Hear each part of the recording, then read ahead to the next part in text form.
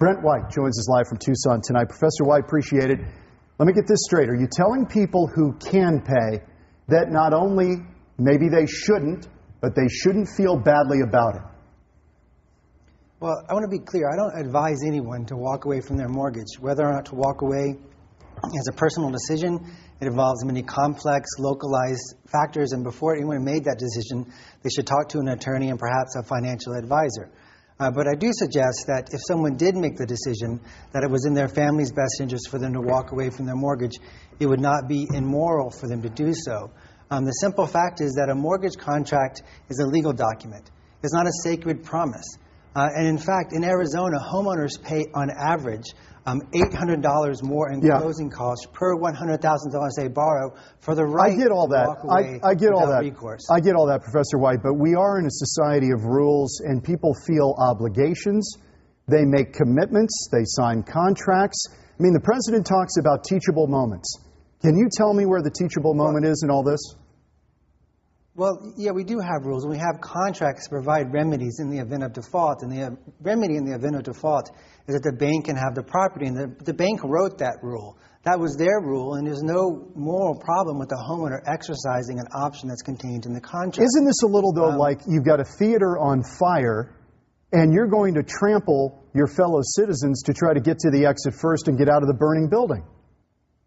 No, I don't think that's quite right. I mean, you're not trampling your fellow citizens. You're making a decision that may be in the best interest of your family. Many people, like Ms. Kay, bought homes, some of them, most of them much less expensive, say $300,000, $400,000, which is an average home in Phoenix. Those homes have lost half their value. They've seen their future ability to retire, their ability to send their children to college. They may be living on credit just to survive. And this is not a good financial decision for a lot of people. But what about the people who, and we heard this illustration earlier, people who just were reckless. They thought that the good times would never end.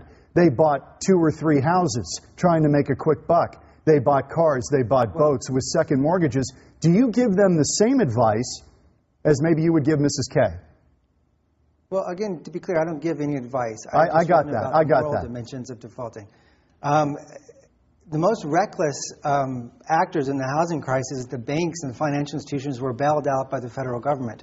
Most people who acted recklessly and bought lots of homes as investments to see if they could turn a quick buck have already defaulted on their homes. The people who are left are just average Americans who did what they thought they were supposed to do, which was to buy a home. They were told by the government that it was a good investment. They were encouraged by the media not to throw their money away on rent, and they bought a home. And the consequence is that they are suffering and see their financial future slipping away. There's a big problem, and part of the problem is the government has not responded to help average people, to help average underwater homeowners. Quickly here. The bottom line is that the government's not going to look out for them, the banks are not going to look out for them, and in the end, people have to make the best decision for their families. What about any moral obligation to your neighbors? Let's say you're in your house, you're paying your bills, you're paying your mortgage, and you're watching the person down the street who may not have been as careful as you, as prudent as you, bailing out, not paying their bills, dumping out on their mortgage, driving your home prices down, maybe even blighting the neighborhood. Where's the fairness in that? Listen, in a capitalist society, we actually don't expect people to make personal economic decisions for the benefit of their neighbors. Let's say that someone decided they weren't going to default on their home. No, let me finish, please. Let's say someone decided that they were just going to sell their home for far below the market value because they needed to leave. The mere act of doing that decreases your neighbor's property values. But we don't think people are immoral for making what's a good decision for them. It would be good if we all rushed out and bought TVs and cars to prop up the economy because the consumer spending is down. But in a capitalist society, we do not expect individuals to make personal economic decisions for the greater good. This is a huge problem. It wasn't caused by individual homeowners. It was caused by financial institutions and the failure of the government to regulate. So the response to the crisis needs to come from the government to help average underwater homeowners, and they wouldn't feel the need to walk away from their homes. Professor Brent White, U of A law professor, appreciate your time tonight. Thanks for joining us. Thank you for having me. It's interesting because we started the day kind of on different places, and after interviewing the people we talked to, it made us at least see both sides of the story. And there is a moral dilemma here. There clearly is. And you and I came to agreement on this. I don't think people walk away from this or make this decision lightly.